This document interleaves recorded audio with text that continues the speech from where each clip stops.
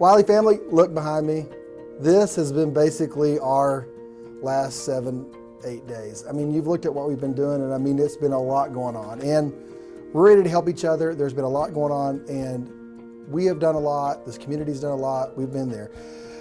I've got two folks with me, the mayor, and I've got Pastor Kris Segrest to tell us a little bit about where we are, where we're going. And so, Mayor, the city's been working through literally nonstop since Monday. What are the biggest issues that really we're facing right now? Well, right now, some of the biggest issues, obviously, is let's get to be rebuilding. I mean, we've got to get the city back in order. A couple of things happened on Monday that people may or may not know about. One is our public safety building basically was destroyed for all intents and purposes. So that means that we had to move the police and fire admin as well as 911 dispatch. Now, it's also important to note that we never lost services, but those were things that we had to move around. This is going to be a little uncomfortable for the time being. At the same time, we've got a lot of debris, a lot of stuff that's coming out of homes. People need to know that our Public Works Department, they're trying to get through the town to pick up all that debris. It is a little bit of a challenge because we are 39 square miles with about 15,000 houses. So Can't imagine. We're not going to get it in just a few hours. It may take a few days, but know that we are aware of it. Put it out there on your curbside and we will get it picked up. Patience is the key right there. Absolutely. So when you look at that, when you look towards the future, what are we doing as a community maybe to get state assistance? You've talked a little bit about that's hard to do. Right, it is hard to do. One thing that we've done is we've done a declaration of disaster. And with that, we take it, I sign the declaration, it gets sent to the county. The county judge has now signed that. It's now at the state level, and we're waiting on their signature. But let's be real honest. We've got to have enough uninsured property that's damaged in order to get that kind of funding.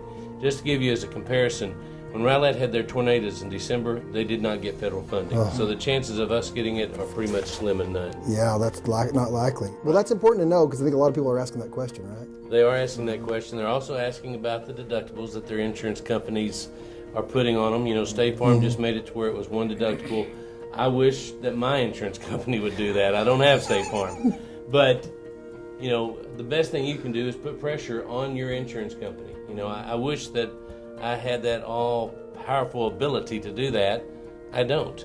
But people who are customers can do that. They can call. They can stay on top of their insurance companies and push for that. Well, basic questions are easy to answer, and it's nice to get it from you, and we appreciate what you're doing. Now, here's the thing. A lot we can do is in the community, and this is Pastor Kris Segrest from First Baptist Church Wylie. They've already done a lot, and he's leading up a lot of efforts that are in coordination with some other churches and local organizations. Tell us a little bit about what you're doing, Kris. Yeah, sure. So after the storm, we kind of went into recovery and response mode like many in our community. It was awesome to see our city out there boarding up windows and the like.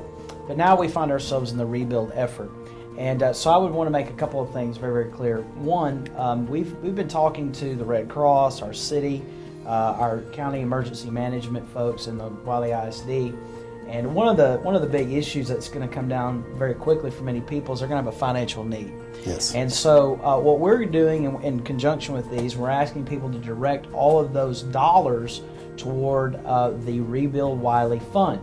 You can access it really one of two ways. You can go to rebuildwylie.org or you can go to fbw.church.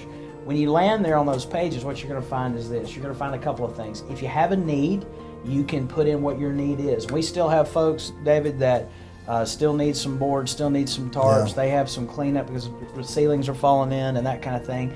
And we're coordinating daily volunteers that go out and do those kinds of things. But secondly, we also have a place where people can give.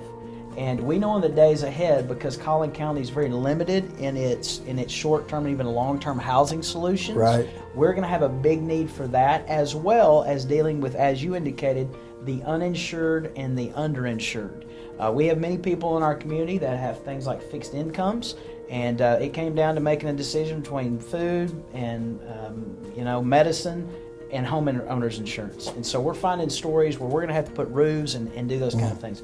We're making an appeal to the corporations of the citizens of Wylie that if your company has a benevolent arm or a foundation, you can go to that same website. You're going to find a donor packet that you can give to those folks. And if they will give those dollars there, then we will direct those. A couple of benefits of this, okay? One, every dollar, 100% of the dollars that are given will go back to Rebuild Wylie. The church is not keeping the money. You're really the fiscal agent. All we are is a conduit for those dollars. As other faith-based specific groups join with us in that effort, they will be the caseworkers that work out in the field with the different folks in our community. So we can vet the needs, we can vet what's going on, okay? The second thing is this: there will be, because you do give through a 501c3, there will be a charitable giving at the end of the year. So you can rest assured your dollars will be used well, and then hey, there's also a benefit to that as well. So I want to encourage people to specifically use that site. You'll find a place if you have need, if you want to give financially, want to challenge companies and corporations to do that. And then there'll also be a general resources page there. And so we're going to link all these things that you've just heard, as well as other things that continue to happen. We want to do that. One other thing, I would ask that we, if you would, hashtag things that go on in our community with hashtag Rebuild Wylie.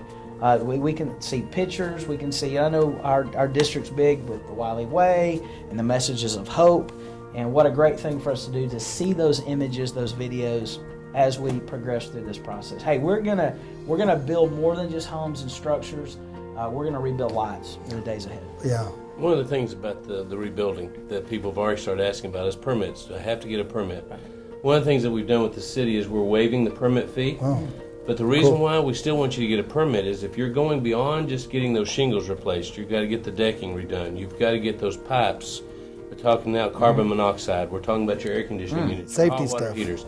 Right, safety. So we still want to have our folks come out and make sure that your contractors who are putting all that in for you are doing it properly, because we don't want you to have trouble on down the road or some kind of disaster because it wasn't done properly. So the fees are waived, but you still need to get a permit because we want to make sure it's done correctly. We're here, we want to make sure that you're safe and that your home is safe. Here's the thing.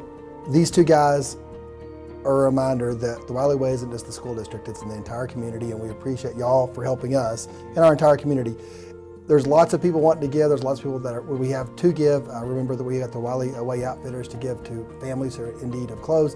And you also have the Christian Care Center. Raymond Cooper just came by a minute ago and said, if you need clothing or if you need food, you let us know about that too. So all those things are making Wylie a better place, and you guys are no exception. Thanks so much. Thank you. Thank you.